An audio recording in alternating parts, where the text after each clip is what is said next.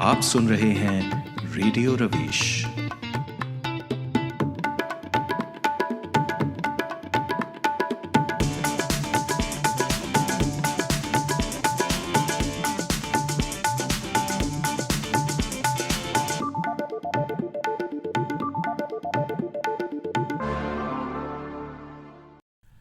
नमस्कार, मैं रवीश कुमार। आप सुन रहे हैं रेडियो रवीश। ये मेरा पॉडकास्ट है, पहले भी कर चुका हूँ। आज क्यों कर रहा हूँ इसका कोई ठोस जवाब नहीं है, लेकिन मन तो करता ही है कि अलग अलग तरीके से अलग अलग लोगों तक पहुँच सकूँ। अगर आप मेरे चेहरे से परेशान हैं तो आपके पीछे अपनी आवाज़ छोड़ सकूँ। किसी ने आइडिया दिया कि आप पॉडकास्ट कीजिए। लोग आइडिया देते रहते हैं और मैं हमेशा स्वागत करता हूँ कि आप लोग मुझे आइडिया दीजिए।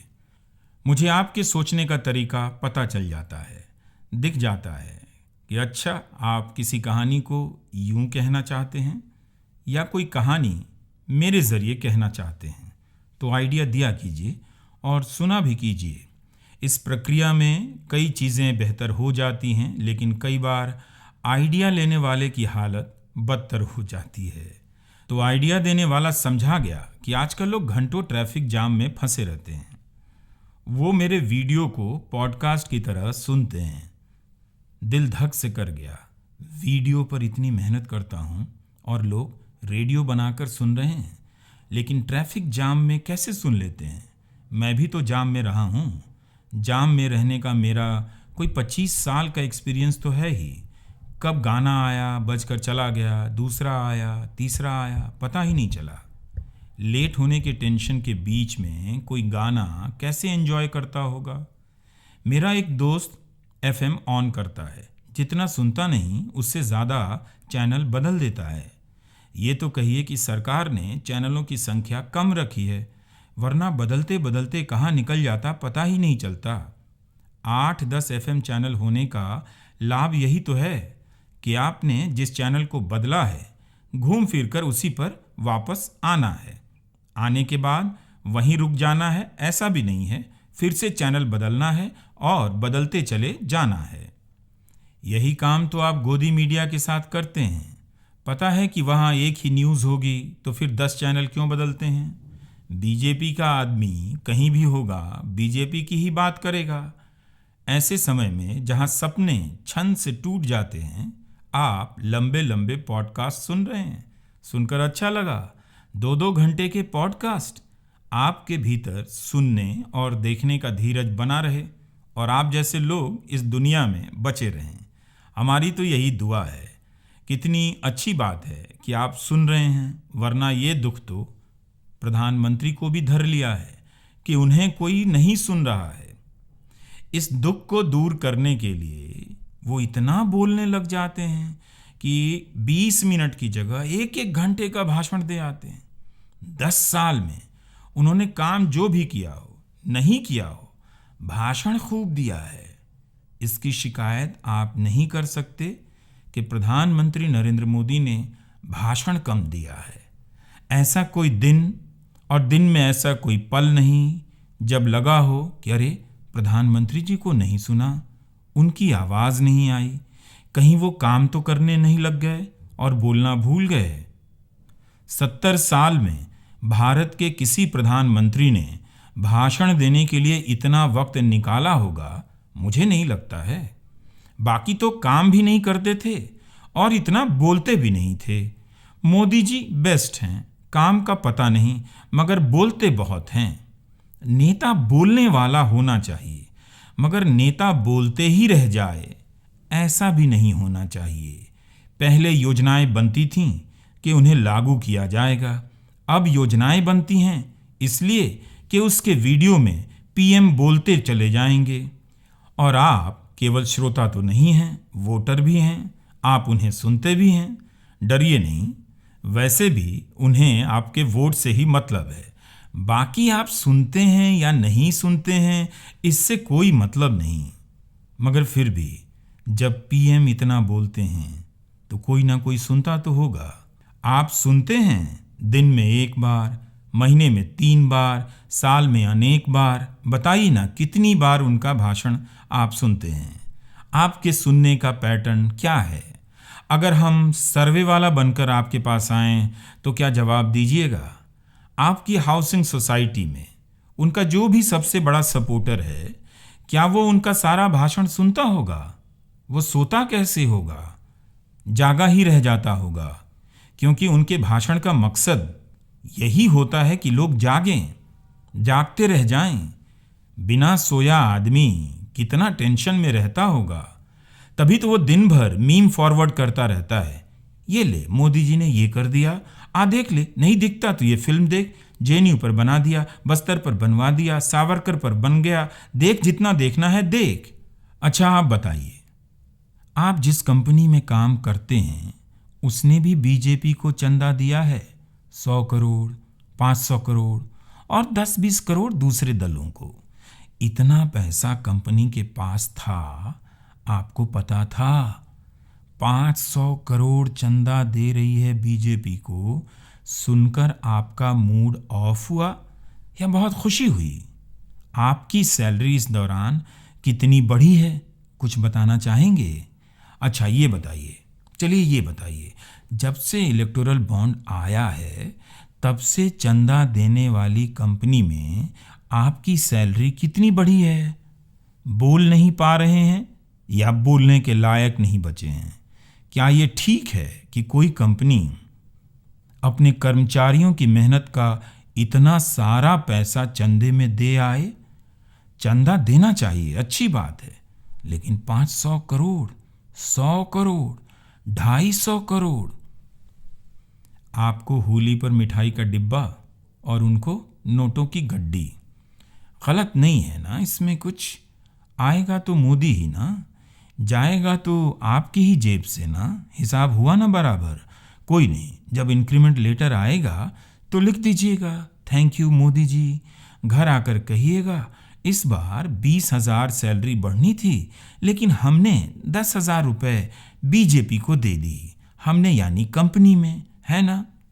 जब से ये न्यूज़ आई है, वो जो सबसे बड़ा सपोर्टर है आपके दफ्तर में, उसने कुछ बोला है या बोल नहीं पा रहा है? मुझे लगता है वो काफ़ी खुश होगा जब उसने महंगाई को सपोर्ट कर दिया, 100 रुपये पेट्रोल को सपोर्ट कर दिया, तो उसकी सैलरी का बड़ा हिस्सा बीजेपी को गया, मोदी जी को गया। कैसे नहीं सपोर्ट करेगा? वैसे भी बेचारा इस बात से दुखी तो था भी नहीं। उसका दुख तो यही था ना कि हमें इतिहास नहीं पढ़ाया गया। अब पढ़ो इतिहास। 10 साल से सैलरी जो कम बढ़ी है, उससे तो इतिहास की 10 किताबें भी नहीं आएंगी। इसीलिए ये लोग व्हाट्सएप में इतिहास पढ़ रहा है। पढ़ना नहीं पड़े इसलिए मुग़लों का इतिहास हटाया जा रहा है। हम समझ रहे हैं मुग़लों के इतिहास से इन्हें क्यों चिढ़ है। किसी भी किताब से 500-700 साल का इतिहास निकाल देंगे, किताब पतली हो जाएगी, सारा इतिहास व्हाट्सएप का मीम बन जाएगा, पढ़ने के लिए कुछ बचेगा नहीं। आपकी कंपनी का सबसे बड़ा मोदी सपोर्टर चुनावी चंदे के बॉन्ड पर क्या कहता है? क्या वह अब भी नाचता है या नाचने के टाइम भाग जाता है? गुमसुम गुमसुम तो नहीं रहता इन दिनों। कहिए उससे कि क्या हुआ, उसकी कंपनी ने इतना सारा पैसा बीजेपी को दे दिया। फ्री में अनाज भी तो मोदी जी ने ही दिया है। काम करते रहे आप, काम करते करते बीमार होते रहे आप, और पैसा ले गई बीजेपी। छापे के पहले, छापे के बाद। क्या बहुत मुश्किल है ये समझना कि चंदे के बॉन्ड के पीछे कितने 1000 करोड़ का घोटाला हुआ है? कुछ कंपनियों के गिरोह ने पैसा बहा दिया और आपका खून चूस लिया। ओडिशा में 9 कंपनियां हैं जिन्होंने बीजू जनता दल को 700 करोड़ रुपए से अधिक का चंदा दिया है। इन सभी को माइनिंग का लाइसेंस मिला है। ज़रा पता कीजिए इन कंपनियों में लोगों की सैलरी कितनी बढ़ी है, ये पैसा कहाँ से दिया गया। ब्लैक मनी तो इंडिया में बंद हो गया, तो इतना पैसा कंपनी कहाँ से ले आई? क्या यही कंपनी जिनके जंगलों को काटेगी उन्हें 1,00,000-2 लाख रुपए देगी? अब भी समझ नहीं आया, या फिर आप नहीं समझने का ड्रामा कर रहे हैं? इसलिए जिसने भी ये आइडिया दिया है कि पॉडकास्ट कीजिए, उसने सही आइडिया दिया। कम से कम आप इस पॉडकास्ट को कान में लगाकर सुन सकते हैं। मेरी बात आपकी अंतरात्मा तक पहुंच सकती है, वहीं जहां उनके मन की बात पहुंचते रहती है। अच्छा, ये भी बता दीजिए, मन की बात सुनते हैं? सुना भी है या लगता है कि मन की बात सुनी है? लग भी तो सकता है ना। चारों तरफ वही बज रहा हो तो कहीं ना कहीं से सुनाई तो देगा ही कि मोदी जी का मन की बात आ रहा है। पर सुनते तो होंगे ही आप, नहीं? हाँ, तो कमेंट बॉक्स में लिखिएगा कि सुनते हैं या नहीं। एक बात कहूँ, बात ज़रा सीरियस है, थोड़ा मुझे टोन बदलने की ज़रूरत है। जब समाज में चारों तरफ एक ही चेहरा भर जाए, तब वही समय है कि आप अपने चेहरे के साथ गायब हो जाइए। जब भीड़ एक ही चेहरे का मुखौटा पहन ले, आप अपना चेहरा छिपा लीजिए। ठीक उसी तरह से जैसे किसी चलते हुए वीडियो को कोई रिवाइंड कर देता है या फास्ट फॉरवर्ड से उस सीन के पार चला जाता है जिसमें बोरियत भरी होती है या जिसे देखना बहुत भयावह होता है। वह चेहरा आपको देख सकता है, पूछ सकता है कि आपका चेहरा उसके चेहरे के जैसा क्यों नहीं है। एक बार के लिए, ताकि दिख जाए बिना और किसी चेहरे के, सिर्फ उसका ही चेहरा। आप जहाँ हैं वहाँ से हट जाइए, वापस हो जाइए, ताकि एक बार साफ साफ दिख जाए उस जगह पर कितना है उसका चेहरा। जैसे उस वकील ने इस बार भी अपनी याचिका वापस ले ली, उसी बेंच से जिसके सामने जाकर वापस लेने लगे हैं लोग अपनी याचिका। अदालतों की कुर्सियों पर दिखने लगा है उसका चेहरा। जी भरकर देखने का यही तरीका है, हर जगह हर मकाम पर उसका चेहरा। वापस ली गई याचिकाएं अदालतों में भरोसा पैदा करती हैं, फैसले का अंदाज़ा लगा लेती हैं, अदालतों का काम बचा देती हैं, उनका चेहरा दिखा देती हैं। वकील कभी भी रहा होगा या इतिहासकार, जब वो बोल आया, लिखा जाएगा जब अदालतों का इतिहास या दौर स्वर्ण युग नहीं होगा। बोलकर वकील ने हटा लिया अपना चेहरा और वापस ले ली अपनी याचिका। एक बुलंद इमारत की दीवारों से परतें झड़ने लगीं। ऐसा तो नहीं हुआ, मगर उसने अपनी अंतरात्मा से बोझ उतार दिया और रख दिया जहां हंसने लगे उसकी बात पर लोग, और हंसते हंसते दिख गया उसका चेहरा। जब तक आप अपना चेहरा वापस नहीं लेंगे, ठीक से नहीं दिखेगा कहाँ कहाँ बैठ गया है उसका चेहरा। जहाज तो अपने समय से ही उड़ने वाला होगा। एक बार आजमा लीजिए, अपना टिकट कैंसिल करा लीजिए, लौट जाइए तय यात्रा से वापस। जाने दीजिए विमान में उन सभी को जहाँ जहाँ जाना चाहते हैं, लगाकर उसका चेहरा। लगाने दीजिए सभी को उसका नारा। आपके वहाँ नहीं होने से ही दिखेगा कहाँ कहाँ रखा है उसका चेहरा। सीटें सारी भर गई हैं या कुछ खाली रह गई हैं। याचिका वापस लेने वाला, टिकट कैंसिल कराने वाला, दोनों से भारत को बहुत फ़ायदा है। अदालतों का टाइम बचता है, रेलवे की कमाई बढ़ जाती है। टिकट कैंसिल होने से 1300 करोड़ की कमाई हो गई है। तो आपको होने वाला हर घाटा देश को होने वाला फ़ायदा है। मोदी सपोर्टर ठीक कहते थे जब महंगाई को सपोर्ट करते थे। अब समझ आया कि यह घाटा नहीं, देश का फ़ायदा है।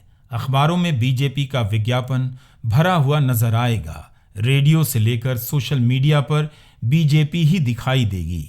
विपक्ष तो जेल में होगा या किसी पन्ने पर किसी कोने में होगा। तो सब ठीक है, ये आपने ठीक से सोच ही लिया होगा। होली की शुभकामनाएं। नमस्कार, मैं रवीश कुमार।